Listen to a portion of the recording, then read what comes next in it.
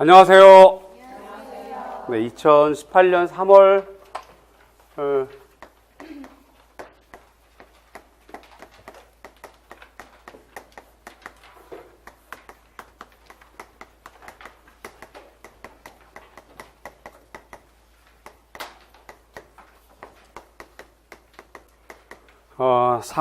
4월 심화이론 수업이 오늘 첫날입니다.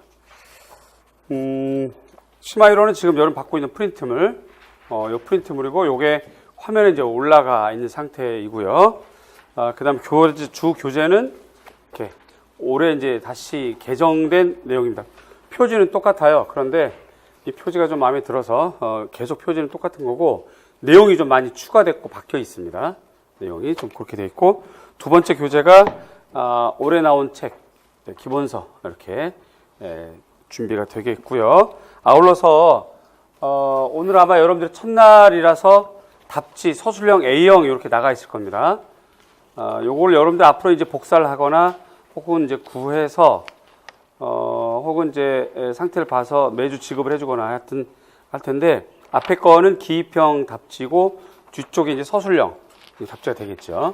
요걸 이제 계속 사용하는 두 달이 되겠고요.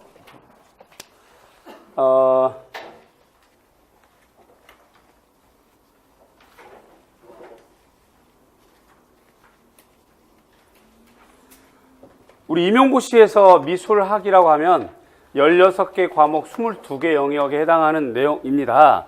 이 내용을 우리 임용시험이라는 것이 시간이 이렇게 정해져 있잖아요. 예를 들어서 1월부터 출발을 해서 12월 첫 주 이렇게 이제 정해져 있는 시험이라서 이 날짜를 D-Day로 잡고 공부를 해야 하려면, 그래서 이때 시험을 보고 합격을 하려면 여러 가지 이제 이렇게 절차와 과정이 필요한 공부인 건데, 이 필요한 절차 과정의 공부 중에서 오늘이 이제 두 번째 해당하는 심화반이 되는 거죠.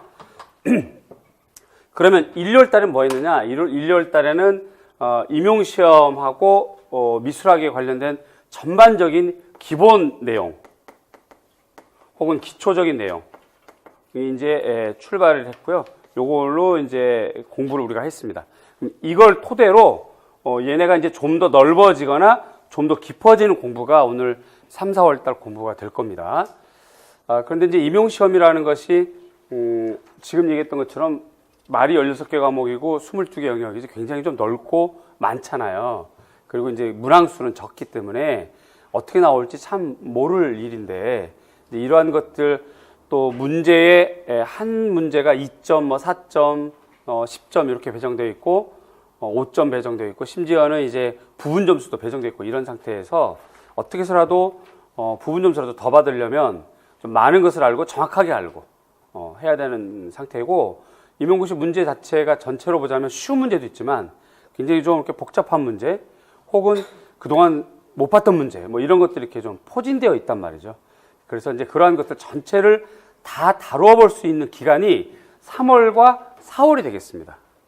그래서 말 그대로 좀 굉장히 좀 깊은 내용도 있고요. 또 기초적인 내용도 있고 이렇게 됩니다. 그래서 우리가 기본서를 보면서 심화서를 보고, 또 기본서 심화서에 없는 내용을 이렇게 프린트로, 판서로 이렇게 전개를 할 텐데, 판서하는 내용들이 매주 있기도 하고 없기도 하고 하겠죠. 이제 오늘 이제 판서하는 내용들 중에서 좀 낯선 것들이 좀 많이 나올 거예요. 근데 이제 낯선 거는 낯선 것 뿐이지 어려운 건 아니에요. 그러니까 너무 이렇게 경기 일지 말고, 낯선 것은 낯선 것 뿐이다. 처음 들어서 그런 거다. 그렇죠? 뭐 태어나면서 엄마 얼굴 보면서 아우 반가워요 뭐 이렇게 하지는 않았잖아요. 뭐 이렇게 좀 낯설어서 이렇게 막 응하고 울고 이랬을 텐데, 그런 심정으로 오늘 아마 좀 깜짝깜짝 놀라는 것도 있겠지만, 그러나 임용시험이라는 것이 이제 넓은 영역 또 깊은 영역이 자꾸 나오는 추세라서 이런 것이 이제 당연히 필요할 것이다 라는 생각을 가지고 여러분들 접근하고 공부를 하면 좋겠고요. 아울러서 이제 그러한 여러 가지 장치들 중에서 안전장치, 반복장치, 복습장치, 이러한 형태로 우리가 어제 이제 교과서 분석을 개강을 했고, 오늘은 심화반 이렇게 됩니다. 자, 어제 교과서 분석을 하고 오늘 심화를 했기 때문에 자칫 헷갈릴 수가 있을 텐데, 말씀을 미리 잘 드려요. 잘 들으셔야 됩니다. 교과서 분석은 주어진 작품에 대한 분석 중심의 수업이에요. 따라서 얘는 내가 작품에 대한 설명, 읽어주기, 전달해주기, 그 다음에 교과서를 보는 법, 그 다음에 교과서에서 시험 문제가 어떻게 나올 수 있는지에 대한 예상 문제 파악 정도의 흐름이라면, 심화반은 그야말로 심화된 내용이거나 기본적인 내용을 여러분들 설명을 듣고 서술형으로 써보는 것들이 많아지는 거죠. 그래서 간단히 비교하자면 교과서 본 반보다는 이 심화반이 서술형이 더 많아요. 그래서 서술형에 대한 대비나 서술형 연습은 심화반이 더 적절하고, 교과서는 단순한 것, 기법 뭐 이런 것부터 해서 심화까지 좀 고르게 편성되어 있을 뿐이고, 그러다 보니까 교과서는 이제 서술에 대한 주제거리나 이런 것들이 조금 적고 개수가, 심화반은 그런 것들이 좀 개수가 좀 많고 이렇게 될 겁니다. 그 다음에 이제 두 번째로 이제 저랑 공부를 많이 했던 분들은 잘 아시겠지만, 저는 성격도 그렇고 스타일도 그렇고 예전 걸 그대로 쓰진 않습니다. 그래서 아무리 이제 기초반, 심화반, 기출 분석반 뭐 이런 강의 명칭으로 가지만 장르와 내용이 똑같지는 않습니다. 핵심적인 건 같겠죠. 루엔펠트는 당연히 다뤄요. 허버틀리는 당연히 다뤄요. 그러나 전체적인 내용이 아주 똑같이 전개되거나 그렇지는 않습니다. 그러니까 그런 부분들은 잘 알아두시고, 필요한 부분들은 그대로 사용을 합니다. 그래서 작년에 수업 혹은 재작년에 수업 들었던 분은 요 프린트물은 예전에 있었던 건데 라는 생각이 들 수도 있겠는데, 그게 가장 적절한 부분이라서 그걸 지금 다시 더 꺼냈다라고 보시면 되겠고요. 그걸 또 일일이 여러분들이 좀 지난번에 봤던 건데 라는 생각이 들까봐 문장도 바꿔보고 위치도 바꿔보고 여러 가지 이렇게 좀 장치를 해서 좀 새로운 맛이 들도록 했다는 거, 그걸 좀 잊지 말아 주셨으면 좋겠습니다. 자, 프린트물로 안내를 할게요. 첫 번째 페이지 이렇게 되어 있고요. 그 다음 페이지를 보면, 네, 그래서 여러분들 갖고 있는 페이지를 보면 3월 첫째 주에 오늘 미술교육론 합니다. 그래서 오늘 미술교육론에서 중요한 내용은 끝. 좀 무서운가요? 오늘 끝납니다. 미술교육론은. 그래서 요번 주에 복습하지 않으면 이제 밀려요. 자, 밀린다는 얘기는, 공부가 밀린다는 얘기는 시험에서 밀린다는 얘기고, 시험에서 밀린다는 얘기는 합격에서 멀어진다는 뜻이고, 점점 도태되는 거예요. 그래서 뭐 1, 2월 달에 이제 우리가 슬렁슬렁 혹은 또 열심히 각각의 입장과 성격에 따라서 공부를 해왔겠지만, 그건 그거고, 3월부터는 정말 더 많이 집중하셔야 되고요. 더 많이 복습하셔야 되고, 더 많이 반복하셔야 돼요. 주어진 시간이 한계가 있다, 자기 생활 조건상. 그렇더라면 그 조건을 바꿀 수가 없잖아요. 예를 들어서 집에 일을 좀 봐야 되거나 직장을 해야 되거나 이런 일이 있을 경우는 그 환경을 바꿀 수가 없으니까. 그렇다면 어차피 주어진 자기 환경과 조건 안에서 가장 효과적인 효율적인 공부를 해야 돼요. 그리고 할 때마다 집중해서 하셔야 됩니다. 선택과 집중, 그거를 하셔야 되고요. 그래서 제가 그 심화서 앞에 머릿말에 보면 이렇게 머릿말 이렇게 써 있는데, 선택과 집중이라고 하는 부분 제가 꼭 언급을 하고 있어요.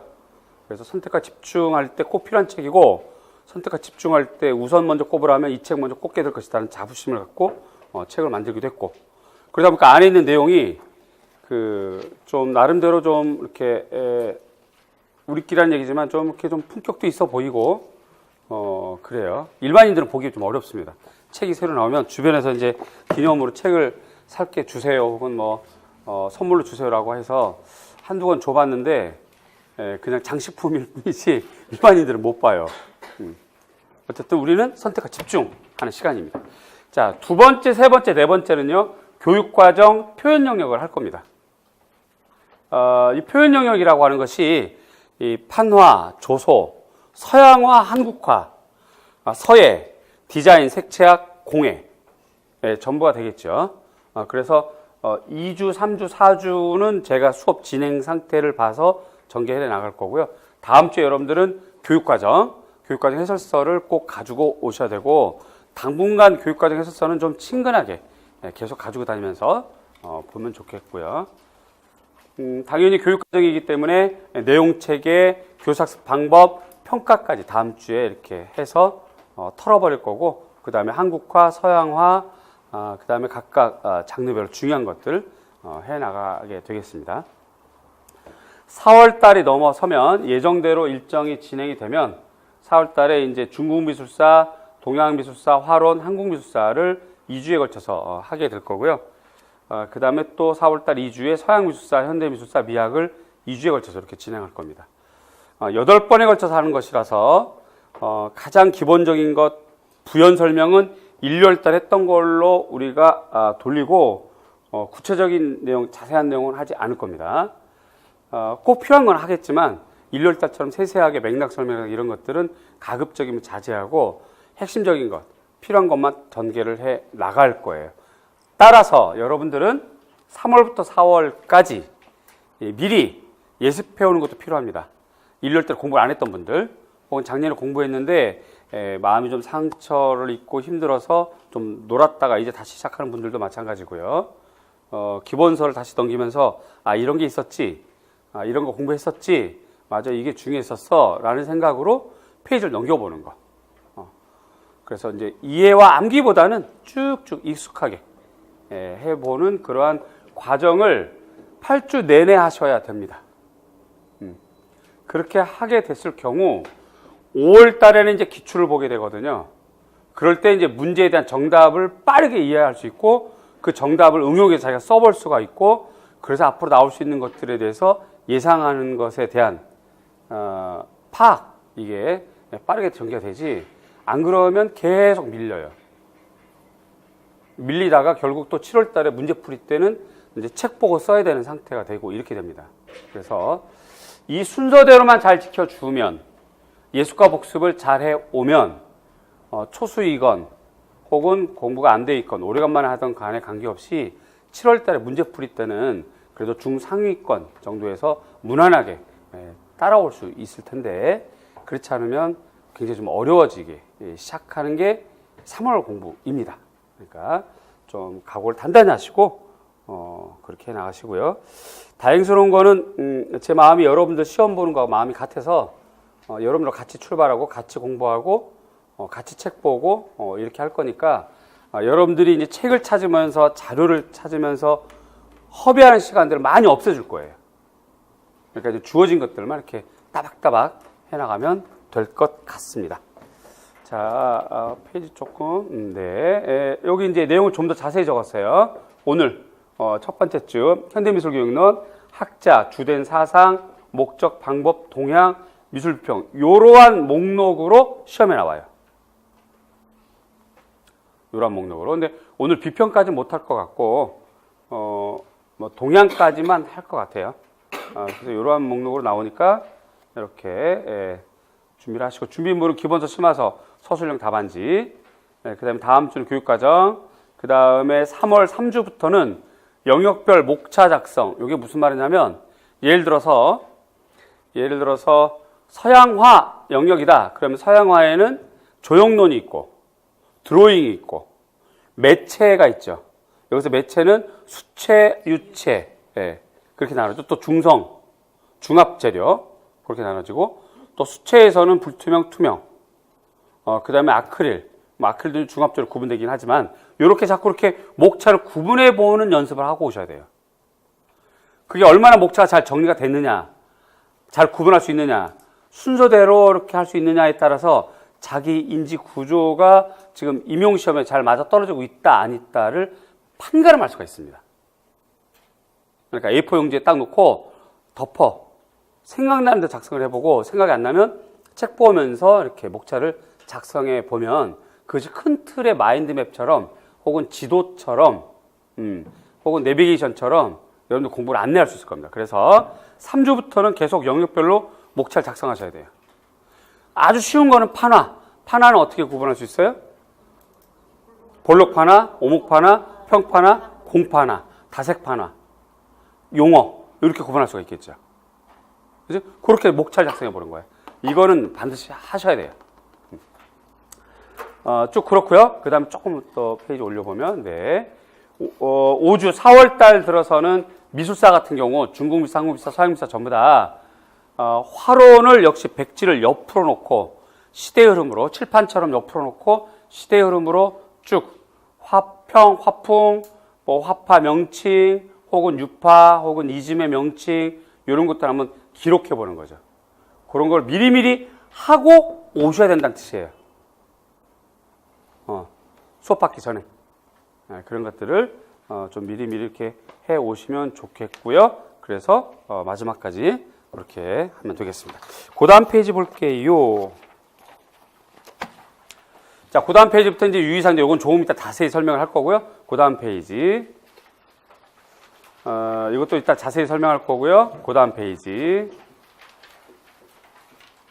네, 이것도 그 다음 페이지.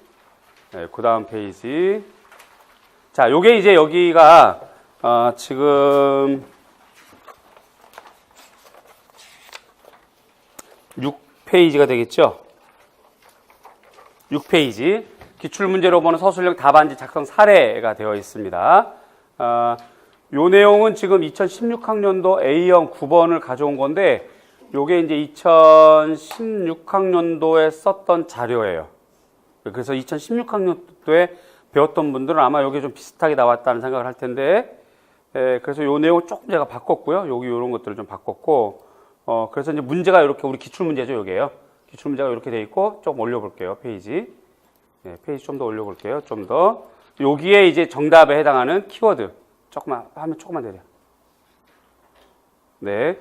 여기 있는 것이 키워드가 되겠고, 다시 좀 더 올려서 화면. 네. 내용 좀 올려서. 네, 여기 답지, 여기는, 여기 답지. 여기 지금 4줄 비어있죠? 요게 지금 서술형 답지라는 뜻이에요. 그럼 여러분들 받은 서술형 답안지에 작성을 해도 되고, 요 프린트에 작성을 해도 되고, 집에서 복습하면서 여기다 작성을 해도 되고, 그러니까 자기 실력으로 요 조금 전에 제시됐던 문제를 한번 작성해 보는 거예요. 작성해 보고, 자, 내용 조금 더 올려볼게요. 그래서 유의점 뭐 이런 게 있고요. 해결책은 이렇게 하면 된다 하는 부분이고, 그 다음 페이지. 자, 그래서 정답이 이렇게 됩니다. 요 정답은 2016학년 때 배웠던 분들이 식상할까봐 내용을 조금 제가 바꿨어요. 그래서 다시 한번 읽어보시면 좀 새로운 느낌이 들 테고, 자, 요게 정답이에요. 요게 정답. 그 다음에 요 밑에는 유사답안 이렇게 써도 일부분 점수를 받을 수 있다 얘기지. 유사답안. 그리고 조금 더 화면 올리면, 그래서 자신의 문장으로 바꿔보는 거. 어제 교과서 분석할 때도 분명히 얘기했지만, 내가 주는 정답을 그대로 통으로 외우는 것도 좋아요. 그러나 자기 문장으로 바꿔서 써보는 것이 굉장히 필요합니다. 그것이 결정적으로 필요해요. 그렇지 않으면 실력이 많이 올라가지 않아요. 그러니까 키워드는 반드시 포함하되, 키워드가 포함된 자기 문장을 써야지만 문제가 나왔을 때 자기 글로 쓰게 되고, 그래서 점수를 받게 되는 거지. 자꾸 이렇게 남의 글을 그대로 통으로 외워서, 만약에 외웠는데 시험장 분위기라든가 여러 가지 상황 때문에 한 곳이 탁 막혀버리면 그 뒷문장이 다 생각이 안 나. 그런 거거든. 그러니까 키워드 혹은 구나 절을 잘 외워두고 그거를 자기 문장으로 바꿔보는 연습을 반드시 하셔야 돼요. 꼭 하셔야 됩니다. 그래서 여기다 이제 비어 있고요. 이런 형태고요. 그 다음에 다음 페이지, 합격자. 요게 이제 이 문제가 여러 합격자가 저에게 자기가 썼던 거를 그대로 복기해 왔었거든요, 당시에.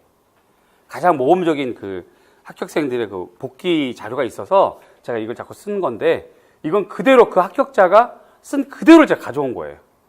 그래서 한번 남이 쓴 것도 한번 읽어보라고 올렸고, 두 번째 것도 마찬가지죠. 같은 문제인데 이렇게 서로 쓰는 게 달랐던 거야. 그래서 조금 이따 다시 한번 자세히 보겠지만, 그렇게 되고, 역시 이것도 자신 문제로 바꿔보는 거. 자, 그 다음 페이지. 그리고 이제 오늘 심화가 이제 표현 기능 중심에서 문제가 1번 나갑니다. 오늘 문제 1번. 뭐 그래서 이런 것이 있고, 여기에 이제 중요 키워드 이렇게 되고, 자, 내용 조금 올려볼게요. 답지. 여러분들 여기다 작성해 봐야 되고, 요 시간에 작성해 볼 겁니다. 수업을 들으면서 작성해 볼 거예요. 좀 더 올려보고 정답도 이렇게 제시가 되어 있습니다. 빈칸 없어요. 여기 파란색 되어 있는 것이 굉장히 중요하겠지. 이것도 아마 여러분들 프린트물에 다 채워져 있을 겁니다. 그래서 이거 보고 써도 되지만 가리고 썼다가 막히면 좀 써보고 이런 일을 앞으로 8주 내내 할 겁니다. 네네. 자, 다음 올라갈게요. 네. 두 번째 문제 또 있어요. 그죠? 두 번째 문제 똑같은 형태로 되어 있어요. 또 하면 내용 올라갑니다. 또 여러분들 써야 될 칸 있고, 그 다음에 정답이 있고요. 아, 요번 정답은 두 칸이라고 그래야 되나? 두 행으로 해서 네 줄. 좀 내용이 짧다. 그래도 요것도 자기가 한번 실력으로 써보고, 정답 보고, 이렇게 자꾸 연습을 해보는 겁니다. 자, 그 다음도 마찬가지죠. 세 번째 문제까지 있네, 오늘은. 세 번째 문제가 있고, 네, 이렇게 됩니다. 아마 오늘 세 번째 문제가 제일 좀 어렵지 않을까? 그리고 이제 넘기면 다시 또 다음 페이지. 이제 오늘 배운 것 중에서 꼭 놓쳐서는 안 되는 거를 여기다 또 이렇게 실었어요. 프린트물에. 그 다음에 또 올라가서 뭐 이렇게 되고요. 그 다음 마지막 쪽에서는 공부 개별 점검표를 제가 예시로 보여준 겁니다. 예시로. 매주 이렇게 해 줄 수는 없어요.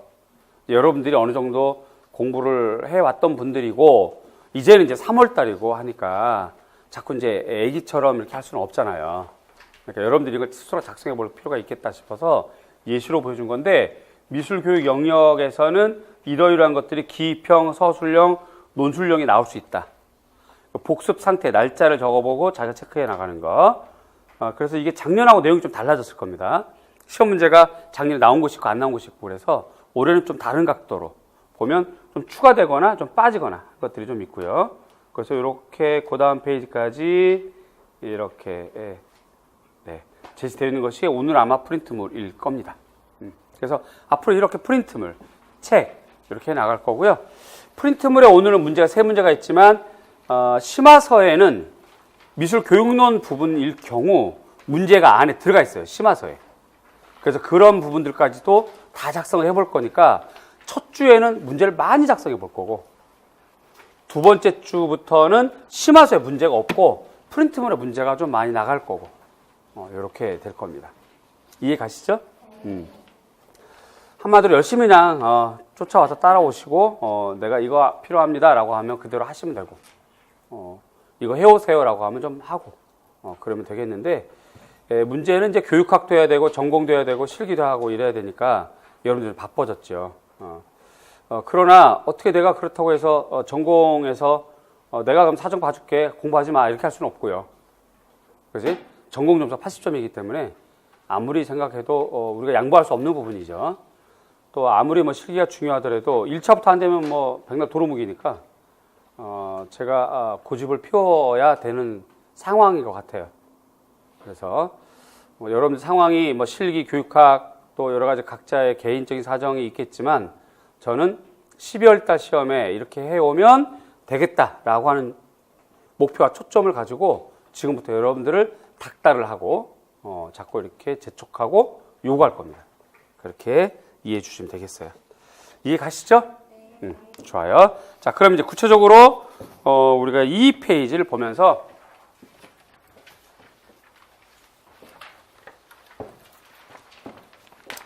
서술형 문항에 대한 정답 작성 요령과 사례를 보겠습니다.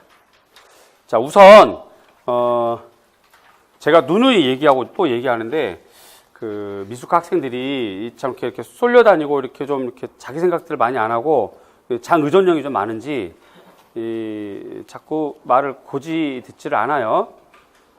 임용시험은 교과를 떠나서 채점할 때 키워드 채점을 해요. 그런데 자꾸 이제 국어 문장 채점하는 것처럼 생각을 하고 자꾸 국어 문장에 집착하거나 어떤 첨삭에 대한 집착이 있거나 많이 그런데 제가 듣기로는 그 교육학 몇몇 선생님들도 첨삭에 대한 불필요함을 이렇게 자꾸 이렇게 얘기를 하고 있는 것 같은데 여러분들 그걸 자꾸 고지 듣지 않고 있는 것 같아요. 뭐 그래서 손해보는 건 여러분들이니까 참 아쉽죠. 안타깝고. 그러나 어쨌든 이 자리에 있는 분들은 이제 선생님 생각에 맞겠습니다. 또는 다른 교육학 들어보니 그런 것 같아요. 라고 동의해서 지금 이 자리에 있는 거니까 다행인 것 같고요. 일단 키워드라고 하는 것은 단어도 키워드이고 구와 절까지를 키워드라고 합니다. 우리끼리 하는 얘기가. 일반인들에게 키워드 하면 단어만 얘기하게 되는데 우리끼리는 그냥 구와 절까지 포함하는 겁니다.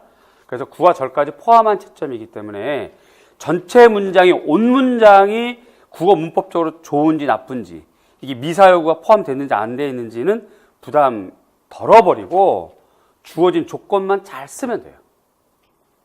자, 그 중에서 자, 여러분들 프린트물에 이미 있으니까 좀 보겠습니다. 이게 작년도 시험에 나와 있는 유의사항인데요. 문제집이 답안지 전체 면수와 인쇄 상태를 확인하시오. 답안지는 2면, A형 2면, B형 2면.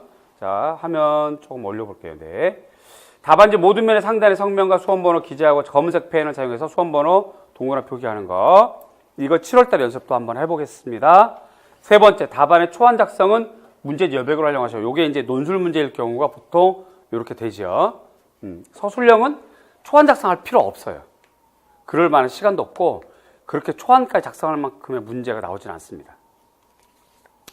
그리고 서술형을 초안 작성한 정도라고 한다면 그 사람은 서술형 대비를 안 한 거예요. 지금부터 서술형 대비를 하다 보면 서술형 문제쯤은 그냥 막 적게 되는 실력이 됩니다. 7월 정도쯤 되면. 그러니까 굳이 서술형은 초안 작성 필요 없고 논술형을 얘기하는 것이다. 네 번째, 각각의 문항에 대한 답안은 해당 문의 답안란에 작성해야 됩니다. 요거 잘 하셔야 돼요. 3번을 4번에 밀렸을 수 있죠. 왜 그러냐면 혹은 4번을 3번에 당겼을 수도 있죠. 3번 문제가 굉장히 어려워. 자기가 못 봤던 거야. 그럼 비워둬야지. 그래서 막 가슴이 떨려. 심장이 지금. 3번 때문에. 예. 무릎이 오금이 후두루루 떨리고 지금 식은땀이 쫙 났어. 근데 4번을 딱 봤더니 어머 웬일. 공부했던 게 딱 나왔네. 그냥 고들었어. 왜 이렇게 반갑니? 하고 덜컥 썼는데 어디다 썼어? 3번에. 그리고 딱 끝에 점 딱 찍었는데 봤더니 어머 3번이야. 어떻게 하니 그러면? 할 수 없죠. 화살표 밑으로 위로 이렇게 하잖아요. 그러면 점수 다 안 받아요. 그 페이지 채점이 안 돼요. 그 페이지 채점이 안 돼요. 불행하면 운이 좋으면 그 문제만 채점이 안 되고 그냥 4점 그냥 통 크게 훅 날리는 거야. 아디오스 아미고 이렇게. 그래서 이거 주의하셔야 돼요. 지금 이렇게 얘기함에도 불구하고 7월 달에 또 나와요. 또 나와. 그걸 바라보는 심정이 어떨 것 같아요? 여러분들 나이가 아무리 적어도 24, 5부터 이제 뭐 29, 뭐 이렇게 되잖아요. 그러면 밖에서는 굉장히 어른인데 여기서는 굉장히 애들 같은 사고 행동이 많아가지고 도대체 임용시험 보려고 하는 건지 막 여기가 문드러져. 그렇게 화살표하고 막 이러면 제발 지금부터 잘 준비해 주셔서 정예 요원이 됐으면 좋겠어요, 여러분들이요. 어차피 하고자 하는 의지로 뭉쳐 있으니까 남들보다 우월한 여러분이 됐으면 좋겠고 나는 남들보다 우월하게 여러분들의 실력을 쌓아놓고 싶고요. 그랬으면 좋겠습니다. 그 다음에 답안지는 문항 내용을 기재하지 않습니다. 답안지는 문항 내용을 기재하지 않습니다. 똑같이 진술하는 거 아니에요. 단지 써야 될 것들이 많을 경우 헷갈리잖아. 예를 들어서 목적과 방법을 쓰시라고 했는데 무엇이 목적인지 무엇이 방법인지 모를 경우 목적은 이라고 써주는 겁니다. 그런 건 괜찮은데 3번 월터 스미스는 뭐 이런 식으로 쓰는 거 아니에요. 그 다음에 답안을 작성할 때 가로선을 그어서 답안란에 줄을 추가해도 되고 세로선을 그어서도 다단처리해도 되는데 해봤더니 글자 수는 변함이 없어요.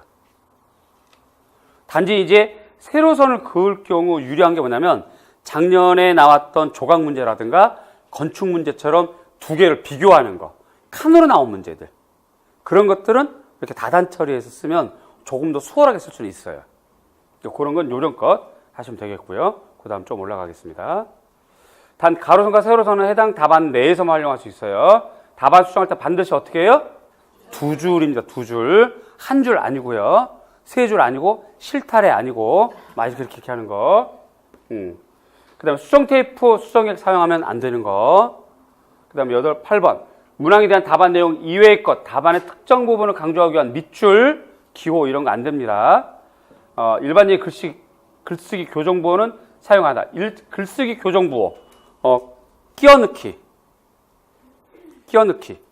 그지? 그 다음에 줄 바꾸기. 그런데 굳이 줄 바꾸기 할 필요 없고, 들여쓰기, 내어쓰기, 이런 거. 그 정도입니다. 그 다음에 문항에서 요구하는 내용이 가지수가 제한되어 있는 경우, 이거 잘 보셔야 돼요. 가지수가 제한되어 있는 경우, 3가지 쓰시오, 2가지 쓰시오. 라고 제한되어 있는 경우, 요구한 가지수까지의 내용만 답안을 처리하는 거야. 그래서, 로엔펠트의 미술교육 방법을 3가지 쓰시오라고 했더니 생각이 안 나서 창의성 중심이다 1. 두 번째 어른의 시선을 배제했다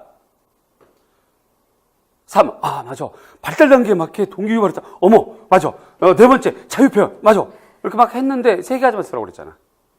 그러면 3번째 거만 정답 처리가 되는 거예요. 그래서 자신 있게 공부를 해야 되고, 외워야 될 것들은 2개나 3개까지만 외워두시고 일단 그래야 된다는 거. 그 다음에 해당하는 답안은 채점하지 않습니다. 채점을 하지 않아요. 아예 점수가 없는 거야. 다른 문항의 답안을 작성하면 제가 아까 얘기했었죠. 그런 거. 얼마나 많으면 여기도 이렇게 기입을 해놨어. 아예 맞바꿔 작성한 부분을 화살표로 표시하는 경우. 학생들이 이게 정신없는 사람들이지. 이러면 임용시험 보면 안 돼. 근데 국가에 돈 내고 임용시험 보고 경쟁률 높여놓고 괜히 의미 없는 경쟁률 수만 사람들 떨게 만들고 이러는 거예요, 지금. 답안란 이외에 공간, 옆면, 뒷면에 작성하면 안 됩니다. 뒷면 참조, 뭐 이런 거 쓰시면 안 돼요. 내용이 지거나 번지는 식별에 불가능한 부분, 이런 거 안 되고, 연필로 작성해도 안 되고, 수정테이프 수정이 안 되고, 개인정보 노출 이런 거 안 되고, 암시, 뭐 성명, 수험번호 이런 거 안 되고요. 자, 그 다음에 답안지 교체 필요한 경우 답안 작성 시간을 고려해야 되겠죠. 보통 10분 정도 걸립니다. 서술형 같은 경우는. 그죠? 논술형일 거는 15분 정도 걸려요. 다시 고쳐야 되고. 그리고 일단 바꾸는 순간 마음이 급해가지고 얘가 초소체가 될 수밖에 없어요. 초소체가 되면 판독이 불가능하잖아. 그럼 자기는 정답을 썼는데 점수를 못 받아요. 점수를. 그러니까 채점을 한 명이 하는 게 아니라 3명 이상이 하게 돼 있거든요. 그래서 평균 점수를 내게 돼 있어요. 그럼 불리해진다고 자꾸. 그렇다고 글씨를 똑박또박스를 정각하려고 그렇게 할 필요는 없지만 글씨체가 판독이 안 되는 경우는 불리합니다. 정말 주의하셔야 돼요. 이응, 미음 분리가 안 되는 사람들, 윌러, 밀러 구분 안 되는 사람들, 니은, 리을 구분 안 되는 사람들, 쉰러, 슐러 구분 안 되는 사람들 썼는데, 그죠? 쉰누꼴레가 있잖아요. 쉰누꼴레. 니은으로 써야 되는 거란 말이야. 이해 가시죠? 그런 것들은 좀 명확하게 표기할 필요가 있어요. 그 다음에 종료적이 울리면 답안 1절 작성. 요거는 이제 운이 좋아야 되고요. 어떤 교실은 작성하게끔도 합니다. 그럼 운이지 뭐 어떻게 할 수 없지. 감독관 마음인데 뭐. 어떤 교실은 올리자마자 뺏어가지고 찢어버린 경우도 있었어요. 진짜로. 뭐 방법이 없어. 항의도 안 되거든. 그러니까 이제 여벌의 시간을 꼭 가지고 있어야 돼. 차라리 엎어져서 자는 척이라도 해. 옆에를 멘탈을 혼란시키는 거지. 코를 골라 막. 그래서 막 신경 쓰이게 만들어. 뭐 그것도 치사한 방법이죠. 어쨌든 전략이니까. 차라리 그게 낫지. 종 울려서 하나 더 쓰려고 막 하는 건 안 된다 이 말이지 내 말은. 그 다음에 답안 작성하지 않은 답안은 뭐 이건 다 됐고요. 자, 요렇게 이제 기본적인 겁니다. 그래서 이걸 이제 실내로 보면 그 뒷페이지 보면.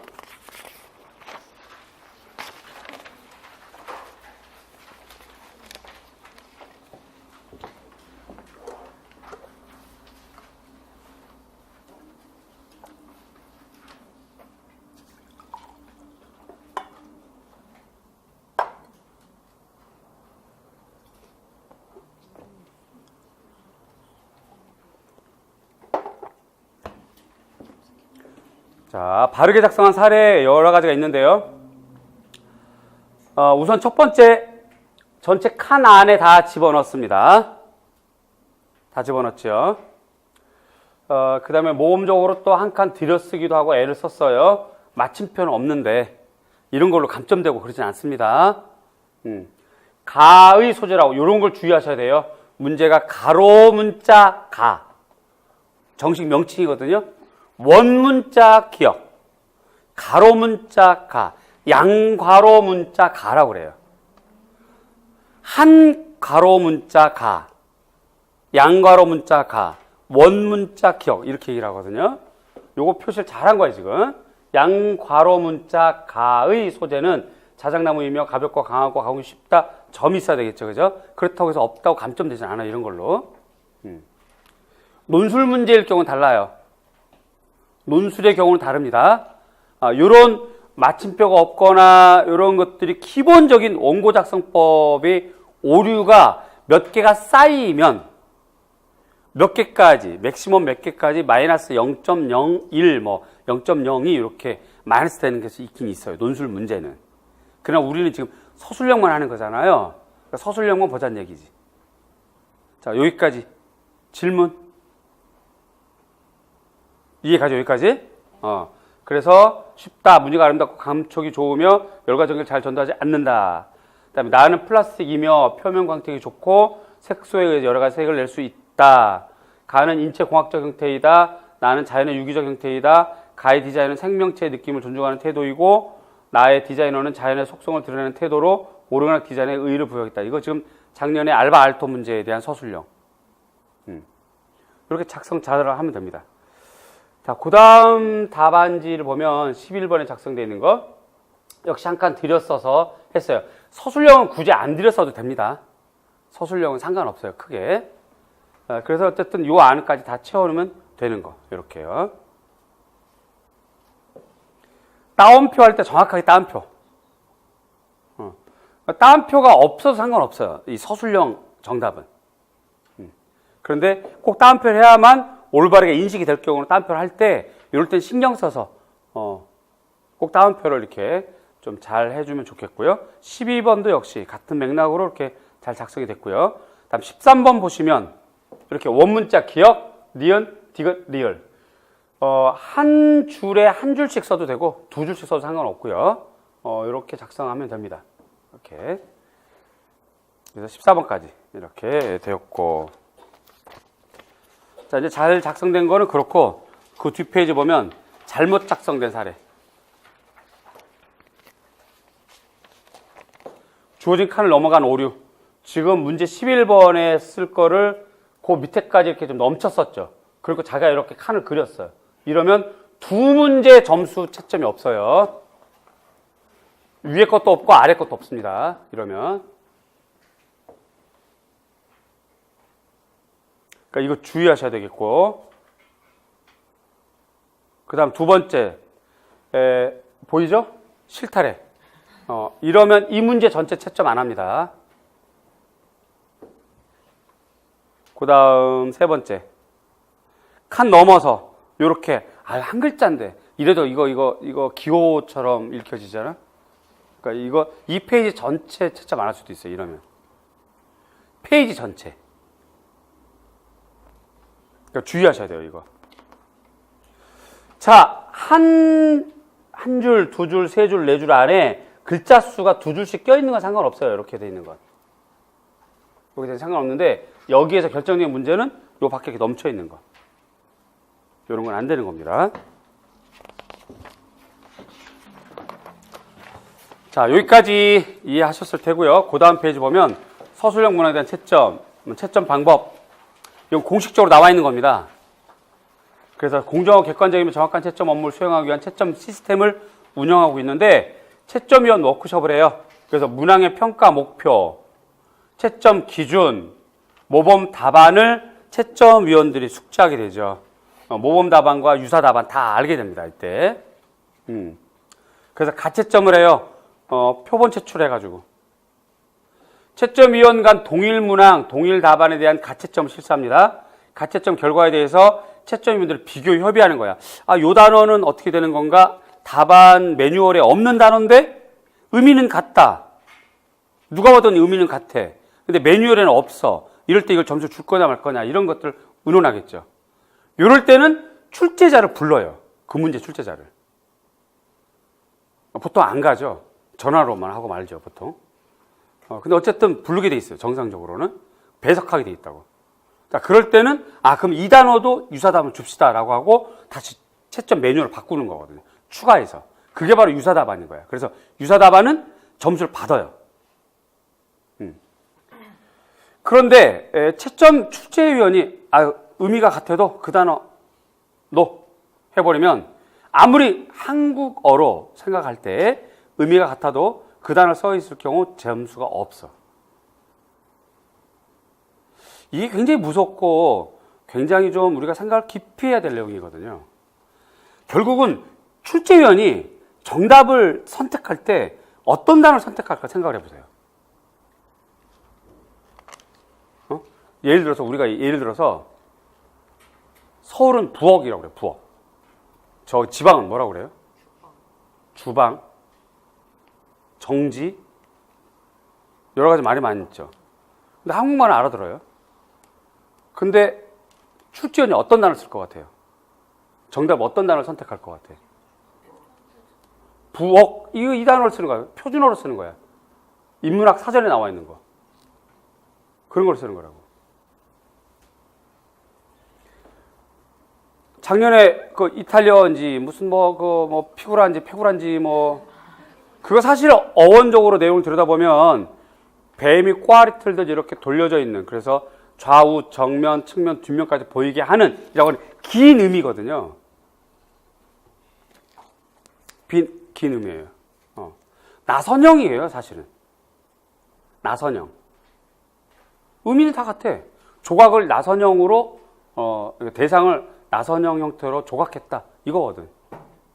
근데 그걸 선택하지 않았잖아. 자기가 원하는 답만 선택하는 거라고, 출제자가.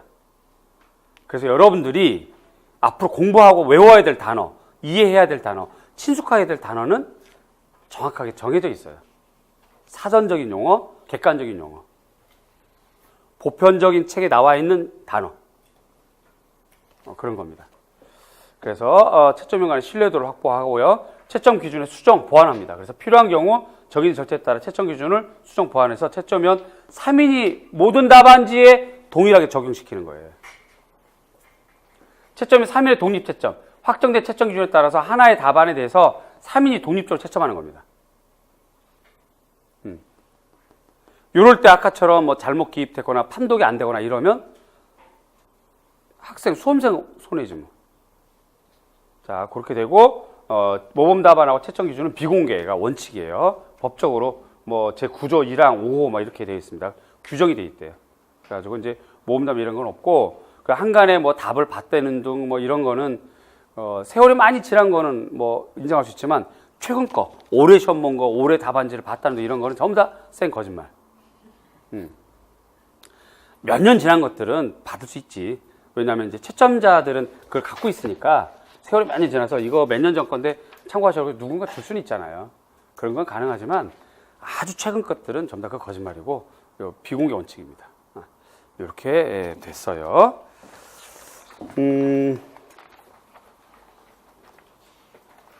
여기까지가 이제 우리가 서술형을 출발하는 부분이고, 그 다음에 이제 여기서 이제 프린트물이 없는 것 중에 하나가, 배점은 지금 4점과 5점으로 되어 있잖아요. 그리고 기입형이 2점. 이렇게 되는데, 기입형 2점은 두 가지 작성하는 경우는 1점, 1점씩 될 거고, 세 가지일 경우는 하나는 1점, 하나는 0.5점씩 될 거고, 그냥 단순 산수로 배점 처리하면 되는 거니까, 어려움 없을 거고요. 예를 들어서, 요거 한번 볼게요.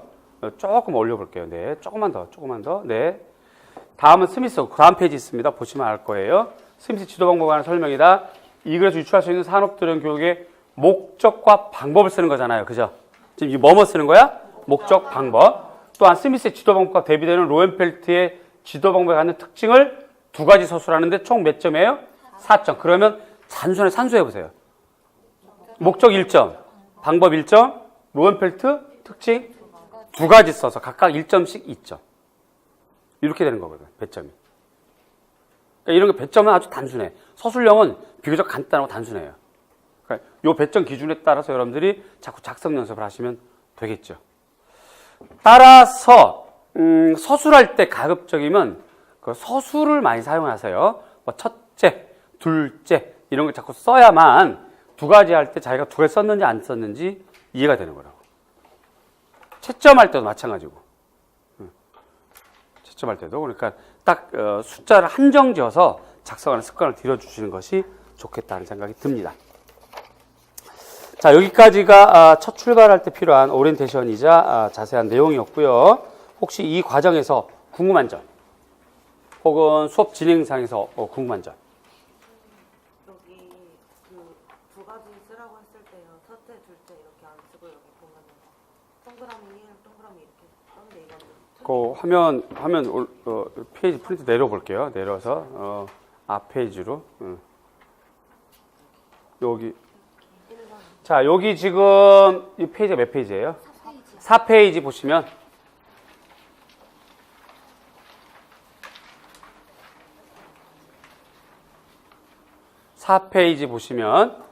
세 번째 칸을 넘어 작성한 오류도 있지만 문항 14번 쪽에 한 첫 번째 줄, 두 번째 줄, 세 번째 줄에 가로 문자 가 병치혈암의 효과는 오문자 1 이렇게 첫째를 이렇게 썼잖아요. 이거는 기호가 되는 거예요, 이거는.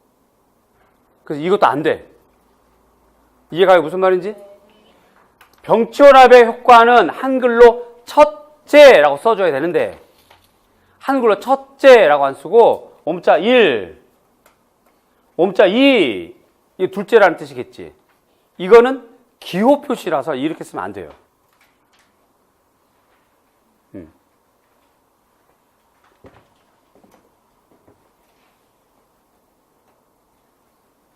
됐죠? 또 질문. 네.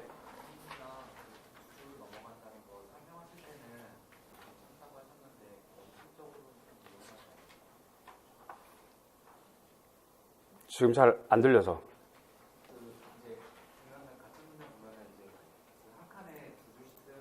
한 칸에 두 줄씩.